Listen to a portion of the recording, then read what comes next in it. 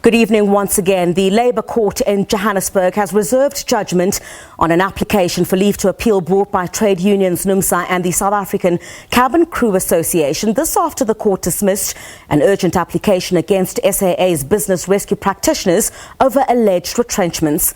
The move prompted an immediate appeal by the two unions. Connie Mulder is the head of Solidarity's Research Institute, and he joins us now from our studios in Pretoria. Connie, very good evening to you. Thanks indeed for your time. I do understand that you were cited as respondents in this particular matter, so it means that you would have abided with whatever decision the court may have come to. Yes, Griselda. So we've been in the South African Airways story from the very start when we lodged the court application, which was then preempted by the government in their voluntary business rescue application. And so we've been in the story, and that is why we were at the Labour Court as well. But we only filed a notice to abide regarding these retrenchments. We have been quite vocal regarding the whole retrenchment process, saying it's a bit premature, and it's really sort of cynical of the business rescue practitioners to ask unions to support retrenchments without us actually having seen a business rescue plan, and we can't do that. We also won't go outside of the Labour Relations Act if we're looking at retrenchments for workers. In fact, we don't think retrenchments is the way to go, or at least forced retrenchments in this situation. I know that you had been since the very beginning pushing for the issue of, a business rescue pertaining to SAA. Are there concerns from Solidarity at this point that, these rumoured job cuts will obviously affect some of your members? So you being cited as respondents in this matter doesn't give me any indication that you had joined this application to begin with. Are you concerned at all that eventually what is going on at SAA would lead to some kind of job cuts? I think we're concerned, but we're realistic as well. As healthy and profitable companies don't get put into business rescue. And this business rescue was staving off a liquidation, which would mean everyone loses their jobs. So it's obvious that it can't be business as usual at South African Airways. That leads to a 6 billion rand loss every year that is completely unsustainable. And as we saw, the funding is just not there, which means we're looking at a restructured SAA. And unfortunately, job cuts looks like it's going to be part of that solution. Our proposal, however, or our advice would be, instead of forced retrenchments, rather publish the business rescue plan, what SA is going to look like afterwards, and then offer either training or a voluntary severance period in which employees can decide if they're willing to continue with South African Airways in its new form, or if they'd rather seek greener pastures elsewhere. Having forced retrenchments at this time is something that's really not going to help the whole turnaround process.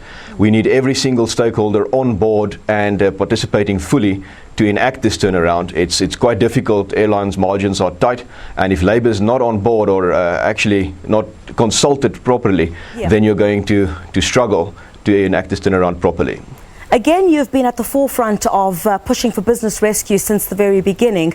I'm sure over the past couple of weeks you've seen a lot of to and from, in particular from government and the business rescue practitioners, about what exactly should happen. Government saying it's not happy with some of the decisions that were taken relating to the cutting of certain routes. Let's get your reaction to that. Do you believe perhaps there might be some interference in the work that the business rescue practitioners are doing at the moment? Well, we believe that government will try, at least, and we're actually quite angry at the government which moved this fight to the media for some weird reason. Government is the shareholder. Surely, if they have concerns with route cuts, they could have held a private meeting with SAA's business rescue practitioners and said, we don't approve of this, please try and keep these routes if possible. But then they chose to go the media route. What it's telling, however, is that President Ramaphosa didn't make a mention of unhappiness with the business rescue process last night in his State of the Nation address. So it means that I think the undue influence that they were trying to exert has been arrested for now. We're obviously quite wary. We've seen that South African Airways is in this mess primarily because of political interference, and that's the one thing that we're closely keeping an eye on. If we for one moment suspect that government is pulling the shots rather than an independent business rescue practitioner, we will not hesitate to intervene in whatever way we deem necessary. Regarding route cuts, I think people sort of misunderstand that SAA was making an operating loss, which means the more they were flying, the more money they were losing. And it was almost inevitable that there would be a hard look at which routes are profitable and which not. Our own business rescue proposal didn't propose quite as radical an enlargement of Mango's role, but we did say it doesn't make a lot of sense to have two sort of subsidiaries competing on domestic when Mango is obviously better situated to handle those price-sensitive leisure travelers that do domestic, as well as, if possible, maybe Mauritius and Zanzibar later. Yeah. Mr. Mulder, just quickly before we wrap up, but I mean, there are many facets to this problem, because you're obviously having to take into account market and as well as customer sentiment, in that obviously if you have a cancellation of quite a number of routes, that means then that you've got SAA operating between certain routes, and all crucial routes, for example, like Durban, East London and Port Elizabeth are completely cut off.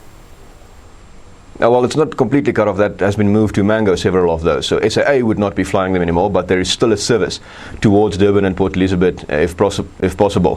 From our perspective, customer sentiment is the one thing that you're obviously extremely worried about. As an airline, customers need to know that that their tickets will be actually valid, that they will fly if they buy with SAA.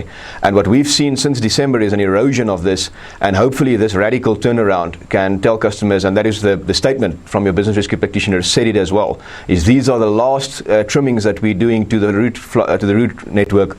After this, do not worry, please, we're once again safe to buy with. Now it's a very difficult thing. It's like herding cats to get customers to come back to an airline after you've sort of breached their trust, as SAA has done through December and January. But the alternative would have been a liquidation with customers stranded at destinations with no forewarning that you're not going to be able to fly back tonight.